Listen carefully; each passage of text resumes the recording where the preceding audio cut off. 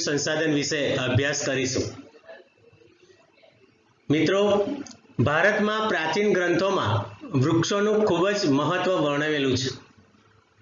વિક્રમચરિતમાં વૃક્ષોને સંત પુરુષ સમાન ગણવામાં આવેલા છે। કૌટિલ્યના અર્થશાસ્ત્રમાં વૃક્ષો, વેલા અને છોડને નષ્ટ કરનારને દંડ આપવાનો પણ ઉલ્લેખ કરવામાં આવેલ છે। એટલે વિદ્યાર્થી મિત્રો, આપણી ભારતીય સંસ્કૃતિ એ આર્ય સંસ્કૃતિ અને આર્ય સંસ્કૃતિને અરણ્ય સંસ્કૃતિ પણ કહેવામાં આવે છે। અરણ્ય એટલે વન, અને એટલે જ વૃક્ષોનું મહત્વ વધ્યું છે। ભારત વનસ્પતિની વિવિધતાની દ્રષ્ટિએ સમગ્ર વિશ્વમાં 10મું અને એશિયામાં 4થું સ્થાન ધરાવે છે। વૃક્ષોના સમૂહને આપણે વન અથવા જંગલો કહીએ છીએ। બીજી રીતે કહીએ તો વૃક્ષો, ઝાખરા કે ઘાસનો સમુચ્ચય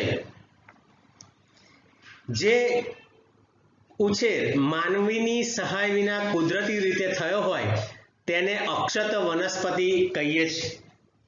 આ પ્રકારની વનસ્પતિ વિદ્યાર્થી મિત્રો હિમાલય તેમજ પશ્ચિમ બંગાળમાં આવેલ સુંદરવન અને થરના રણના દુર્ગમ વિસ્તારમાં જ જોવા મળે છે। વિદ્યાર્થી મિત્રો,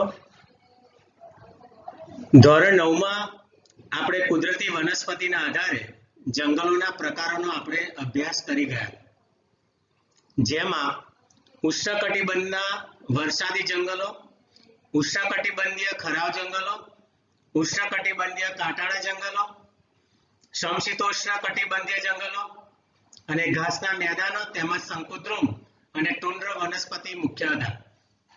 પરંતુ આપણે અહીંયા આગળ જંગલોના અન્ય પ્રકારો વિશે અભ્યાસ કરવાના છે।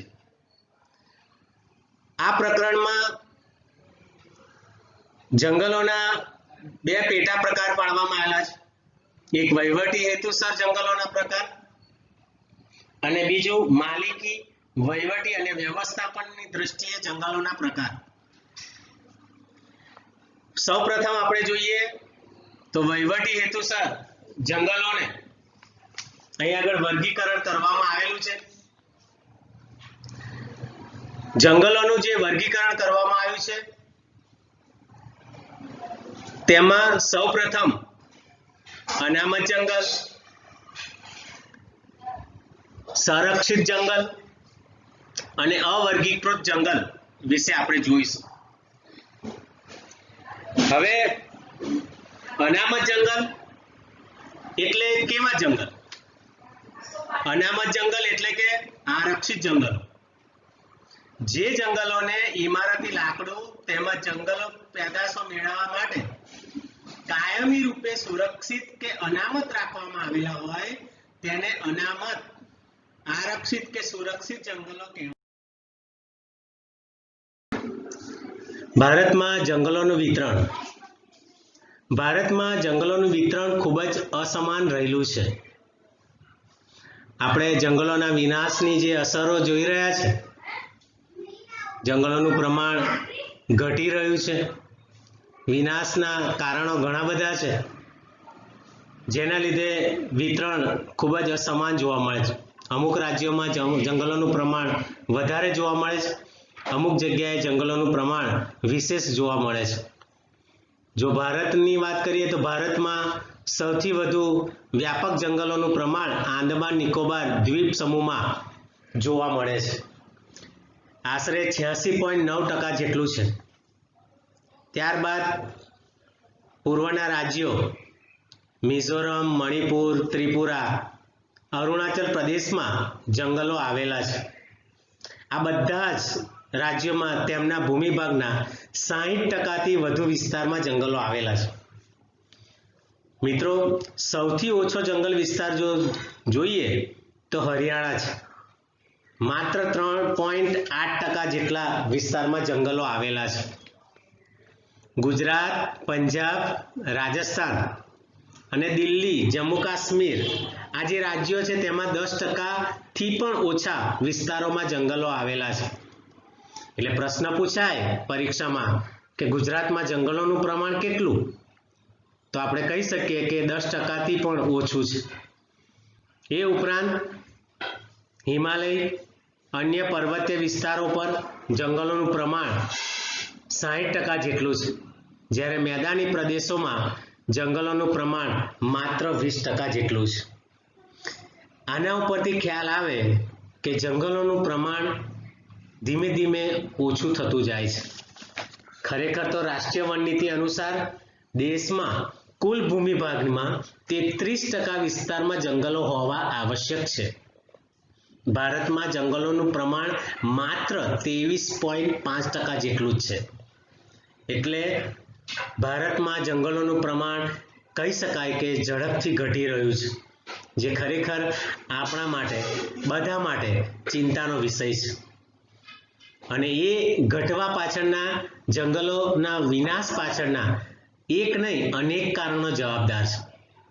અને એમાં સૌથી વધારે જો દોષિત હોય તો માનવી પોતે જ, આપણે છે. આપણે પોતે સ્વાર્થ માટે જંગલોનો નાશ કરીએ છીએ. માનવી પોતાને જમીન મેળવવા, ઉદ્યોગો માટે કાચો માલ, ઇમારતી લાકડું મેળવવા માટે, રેલવે, સડક, હવાઈ મથકો બનાવવા માટે, બહુહેતુક યોજના, નહેરો બનાવવા માટે, નવા મકાનો, રોડ, રસ્તા બનાવવા માટે, ઉદ્યોગોને શહેરોથી દૂર લઈ જવાની જે નીતિ છે ને તેના લીધે પણ, ઝૂમ ખેતી એટલે કે સ્થળાંતરિત ખેતી કરવા માટે પણ માનવે વૃક્ષોનું નિકંદન કાઢ્યું છે. આ સિવાય તેજાબી કુદરતી રીતે પણ ઘણીવાર આ જંગલોનો નાશ થાય છે. દાવાનળ પણ બે વૃક્ષોના થડ ઘસાવાથી કે પછી વાંસ ઘસાવાથી આગ લાગે. માનવીય પ્રવૃત્તિને કારણે પણ ઘણીવાર જંગલોમાં આગ લાગતી હોય, જેને આપણે દાવાનળ કહીએ છીએ. એટલે જંગલોના અનેક કારણો, વિનાશ માટેના અનેક કારણો જવાબદાર છે. વિદ્યાર્થી મિત્રો, વન ક્ષેત્ર અને વનાચ્છાદન ક્ષેત્રની અંદર ઘણો બધો તફાવત રહેલો છે. ભૌગોલિક ક્ષેત્રફળના માત્ર 23.5%માં જ જંગલોનું પ્રમાણ છે, જે ભૌગોલિક ક્ષેત્રના લગભગ 19.4% જેટલું. એટલે અહીં આગળ જે હું વાત કરવા જઈ રહ્યો છું વિદ્યાર્થી મિત્રો, કે જંગલોના વિનાશ માટેના જે કારણો છે અને જંગલોના વિનાશથી જે અસરો થઈ છે એ કઈ કઈ અસરો થઈ છે.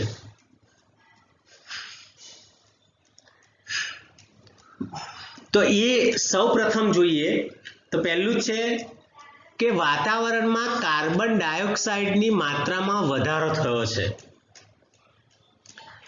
પછી બીજું ગ્રીન હાઉસ ઇફેક્ટ, જેને આપણે હરિત ગૃહ કહીએ, એની અસર પણ વધી છે.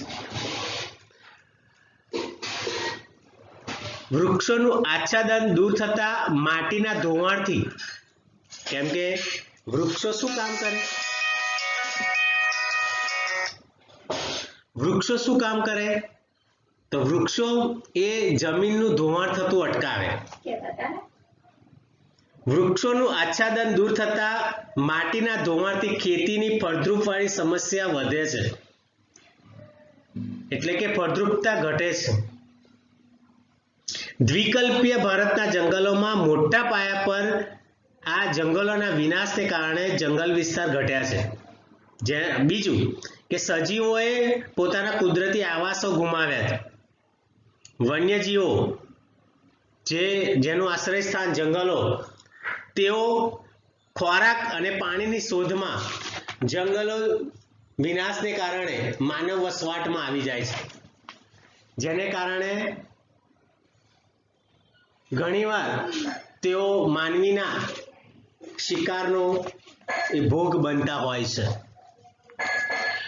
બીજું, વૈશ્વિક તાપમાનમાં પણ વધારો થયો છે.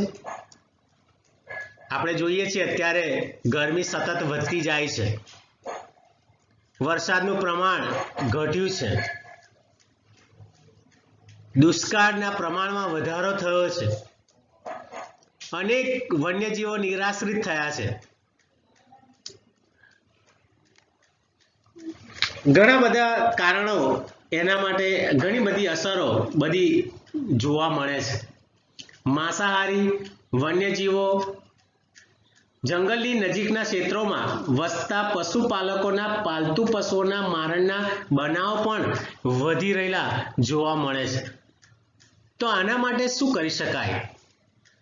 એના માટેના ઉપાયો કયા? જંગલોના સંરક્ષણ માટેના ઉપાયો કયા કરી શકાય? તો તેના માટે સૌપ્રથમ તો આપણે જંગલોનો વિનાશ થતો અટકાવવો પડે. જંગલોના વિનાશ ઘર વપરાશ માટે બળતણ તરીકે લાકડાનો જે ઉપયોગ કરે, એટલે લાકડાનો બળતણ તરીકે ઉપયોગ જંગલમાં આદિવાસી જે વિસ્તારો જે રહેતા હોય જંગલમાં, તે લોકો એની જગ્યાએ એવા સાધનો જેને આપણે વિકલ્પ કહીએ, એના વિકલ્પ તરીકે એ આપી શકાય. તો કયા વિકલ્પ? તો જેમ કે લાકડાના વપરાશને બદલે સૌર ઉર્જા, કુદરતી વાયુ વગેરે જેવા અનેક વિકલ્પો આપી શકાય. ઉદ્યોગો જંગલોમાંથી કાચો માલ મેળવે છે, ત્યારે ભવિષ્યની જરૂરિયાત સંદર્ભે વનીકરણ માટે ફરજ પાડવી જોઈએ. ઇકો ટુરિઝમના વિકાસના નામે જંગલની સ્થિતિ ન જોખમાય એના માટેના કડક નિયમો બનાવવા જોઈએ.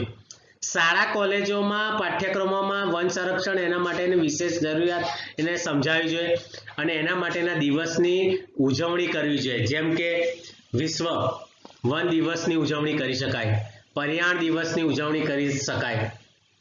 5મી જૂન વિશ્વ પર્યાવરણ દિવસ આપણે ઉજવીએ છીએ. આ રીતે જુદા જુદા દિવસની ઉજવણી દ્વારા શાળા કોલેજોમાં એના વિદ્યાર્થીઓને એના વિશેની માહિતી આપી શકાય. એ ઉપરાંત જંગલ ક્ષેત્રોની અંદર ધાર્મિક આસ્થા કેન્દ્રો પર ભરાતા જે મેળા યોજાતા હોય, પરિક્રમા સમયે પરિવહનની સુવિધા વધતા પ્રવાસ સુગમ થતા હજારો યાત્રિકો પહોંચે છે. તે સમયે કચરાનો યોગ્ય નિકાલ ન થવાથી પણ જંગલો દૂષિત થાય છે. પશુચરણ માટે આપણે અલગ વ્યવસ્થા ઊભી કરવી જોઈએ. આ રીતે કરવાથી પણ આપણે જંગલોના સંરક્ષણ માટે આપણે અલગ એના ઉપાયો કરી શકાય.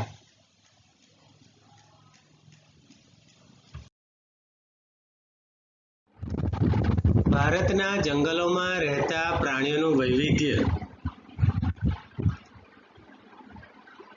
વૈવિધ્યસભર વન્યજીવો.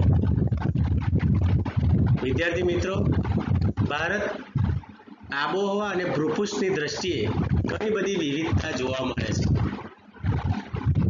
ભારતનું વન્યજીવન ખૂબ જ નિરાળું અને વૈવિધ્યસભર છે. વિશ્વના વિવિધ જીવજંતુઓ અને અનેકવિધ પ્રાણીઓની પ્રજાતિ ભારતમાં આવેલી છે. પક્ષીઓની પ્રજાતિઓ અને માછલાઓની પ્રજાતિઓમાં પણ ઘણું બધું વૈવિધ્ય જોવા મળે છે. આ ઉપરાંત સરીસૃપો, સસ્તન વર્ગના પ્રાણીઓ અને ઉભયજીવી પ્રાણીઓ પણ આવેલા છે. વિશ્વમાં પશુ પક્ષીઓની લગભગ, વિદ્યાર્થી મિત્રો, 15 લાખ જેટલી પ્રજાતિઓ છે. તેમાંથી 81,251 જેટલી પ્રજાતિઓ એકલા ભારતમાં જોવા મળે છે. જૈવ વિવિધતાની દ્રષ્ટિએ જો વાત કરીએ તો ભારત વિશ્વમાં 12મા સ્થાને છે. ભારતમાં એશિયા, યુરોપ અને આફ્રિકાના ત્રણેય પ્રકારના વન્યજીવો ભારત જોવા મળે છે.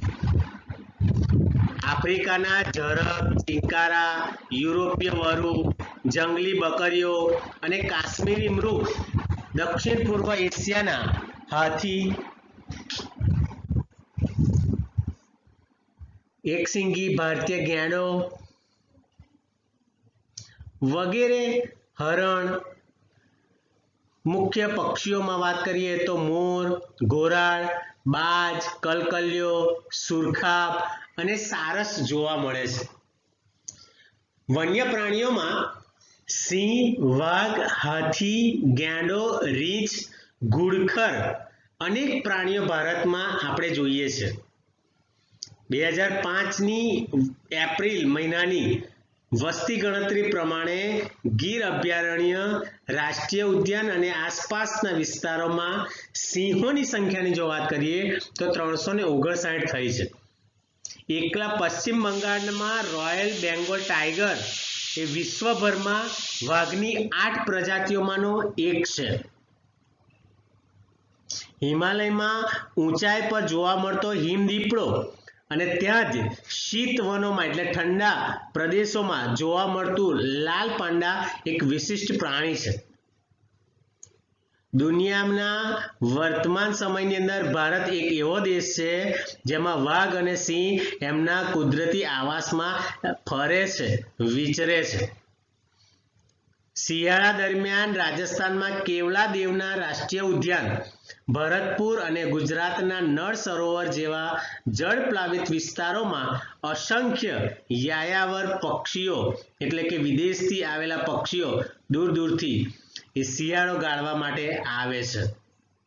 ઓરિસ્સાની વાત કરીએ તો સમુદ્ર કિનારાના રેતીના તટે સમુદ્રી કાચબા ઈંડા મૂકવા આવે છે. ભારતીય અજગર અને વિવિધ પ્રકારના સાપ તથા દક્ષિણના ગીચ વર્ષાવનોમાં રાજનાગ જોવા મળે છે. પક્ષીઓમાં પણ અનેક પ્રકારનું વૈવિધ્ય જોવા મળે છે. લેટિન અમેરિકાને બાદ કરતા ભાગ્યે જ કોઈ સ્થાન એ જોઈ શકાશે. એટલે ખરેખર ભારતનું વૈવિધ્યસભર વન્યજીવન વિદ્યાર્થી મિત્રો એટલું અનુપમ સૌંદર્ય બક્ષે છે, ના પૂછો વાત. બીજી વાત કરીએ તો કચ્છના નાના રણમાં દેખાતા ઘુડખર, જંગલી ગધેડા વિશ્વના અન્ય કોઈ પણ સ્થળે જોવા મળતા નથી. વાંદરાની જો વાત કરીએ તો લંગૂર, ગીબન, હુલક આ બધા વિવિધ પ્રકારના વાંદરાની જાતો ભારતમાં આવેલી છે. એટલે કહી શકીએ કે ખરેખર આપણું વન્યજીવન એ વૈવિધ્યસભર છે. અને અત્યારે જોઈએ તો આવા વન્યજીવો જંગલોના વિનાશને કારણે કે માનવીય પરિબળોને કારણે લુપ્ત થતા જોવા મળે છે. તેના પણ ઘણા બધા કારણો જવાબદાર છે વન્યજીવોના લુપ્ત થવાના. એ પછી આપણે એની ચર્ચા કરીશું. લુપ્ત થતા વન્યજીવન મોટે ભાગે વાત કરીએ તો વન્યજીવોના અસ્તિત્વ સામે આજે ખરેખર જોખમ તોડાઈ રહ્યું છે. લુપ્ત થતા એટલે કેવા? કોને કહી શકીએ લુપ્ત થતા વન્યજીવો? કે જે છેલ્લા સજીવના મોત વિશે લેશ માત્ર શંકા ન રહી હોય તેવા, જેમ કે ચિત્તો, વાઘ, હાથી વગેરે. ભારતમાં એશિયાઈ સિંહ, વાઘ, હિમ દીપડો, કસ્તુરી મૃગ, ભારતીય ગેંડાનું અસ્તિત્વ જોખમમાં છે. ગુજરાતમાં એશિયાઈ સિંહ, ઘુડખર, દીપડો, રીંછ, શકરો, ખડમોર, મોર, સારસ, ગીધ વગેરે અન્ય પ્રાણીઓ અને પક્ષીઓનું પણ અસ્તિત્વ જોખમમાં છે અને તેના ઘણા બધા કારણો જવાબદાર છે.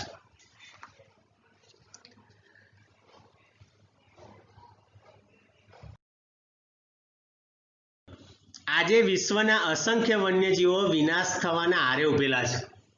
મેં તમને હમણાં જ કહ્યું કે વન્યજીવોનું અસ્તિત્વ સામે આજે જોખમ તોડાઈ રહ્યું છે.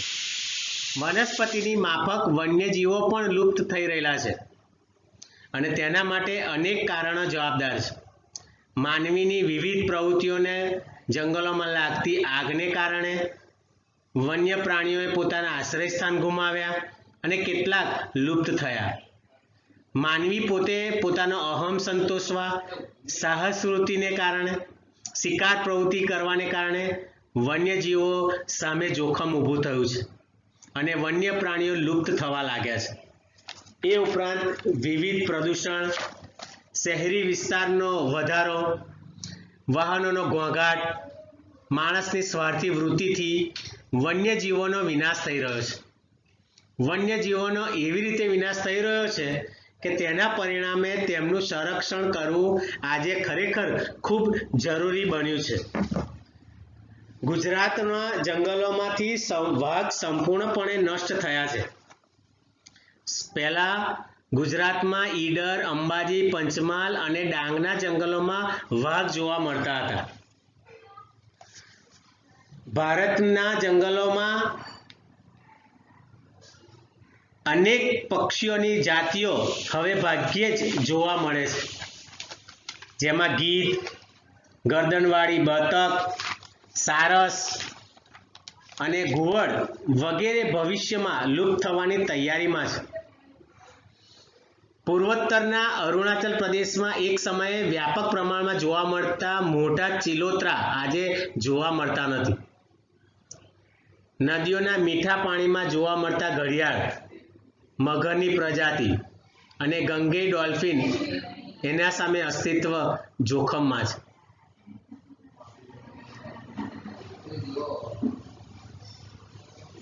ગુજરાતની નર્મદા, તાપી, મહી, સાબરમતી સહિતની નદીઓમાં જોવા મળતી જળબિલાડી તે ક્ષેત્રોમાં લગભગ લુપ્ત થવાના આરે છે. આ સ્થિતિ જો આપણે ગંભીરતાથી નહીં લઈએ, વિચારવાનો સમય અત્યારે પાકી ગયો છે. સમય જતાં કદાચ આ વન્યજીવો જોવા પણ નહીં મળે, એટલે તેનું સંરક્ષણ કરવું ખૂબ જરૂરી છે. અને વન્યજીવોના સંરક્ષણ માટે શું કરી શકાય, તેના ઉપાયો કયા કયા? લાલ પાંડાની જો વાત કરું તો ભારતમાં પૂર્વ હિમાલયના શીત વનોમાં જોવા મળે. ખોરાક માંસની કૂપણો અને ઈંડા, નાના પક્ષીઓ, જંતુઓ વગેરે તેનો ખોરાક છે. આગળ, વન્ય જીવ સંરક્ષણ માટેના ઉપાયો. જંગલોમાં તૃણાહારી અને માંસાહારી પ્રાણીઓની સંખ્યાનું સંતુલન જાળવવું અને તે માટે જંગલોના જળ સ્ત્રોતની જાળવણી તથા પાલતુ પશુ ચરણ પર પ્રતિબંધ મૂકવો જોઈએ. વન્યજીવો માટેના કુદરતી આશ્રય સ્થાનો જો બચશે તો વન્યજીવો બચશે. વન્યજીવોના સંરક્ષણ માટે આ કુદરતી આશ્રય સ્થાનો એ જરૂરી છે. જંગલો માટે આપણો દ્રષ્ટિકોણ અને માનસિકતા બદલવાની જરૂર છે. વન્ય જીવ સંરક્ષણ માટે જરૂર પડે તો કડક અમલ કરાવવો જોઈએ. દંડ અને સજાની જોગવાઈ કરવી જોઈએ, કડક બનાવવી જોઈએ. જંગલો વન્યજીવોને કુદરતી રક્ષણ પૂરું પાડવું જોઈએ. લોકોને વન્યજીવોનું મહત્વ સમજાવવું જોઈએ. જંગલોમાં લાગતી આગથી ઘણી વનસ્પતિઓ અને પ્રાણીઓ નાશ પામે છે, માટે અગ્નિશમનના પ્રયત્નો ઝડપી અને સઘન બનાવવા જોઈએ. વન્યજીવો પર થતા અત્યાચાર અને શિકાર પ્રવૃત્તિ અટકાવવા જોઈએ. વગેરે કરવાથી આપણે વન્યજીવોનું રક્ષણ કરી શકીશું. વિદ્યાર્થી મિત્રો, આપણે જોયું વન અને વન્ય જીવ સંસાધન, તેના શરૂઆત જંગલોના પ્રકાર, જંગલોના વિનાશના કારણો, એના માટેની એની અસરો, વન્યજીવ સંસાધન લુપ્ત થવાના એના કારણો. આ બધી જ ચર્ચાઓ બાદ આપણે એટલું તો ખ્યાલ આવે કે આપણે વન્યજીવો, જંગલોનો વિનાશ ન કરવો જોઈએ. વિદ્યાર્થી મિત્રો, આગળ જે કંઈ આપણે અભ્યાસ કર્યો તેના વિશે ચિંતન કરીએ અને જે આ હોમવર્ક આપ્યું છે તે આપણે નોટબુક્સમાં સામાજિક વિજ્ઞાનની અલગથી તમે નોટ બનાવી હશે, તો તેમાં આપણે પ્રકરણ 9 વન અને વન્યજીવ સંસાધન પ્રકરણ ઉપર લખીને ટાઇટલ લખીને તેના આ હોમવર્ક એ લખવાનું રહેશે. Thank you very much.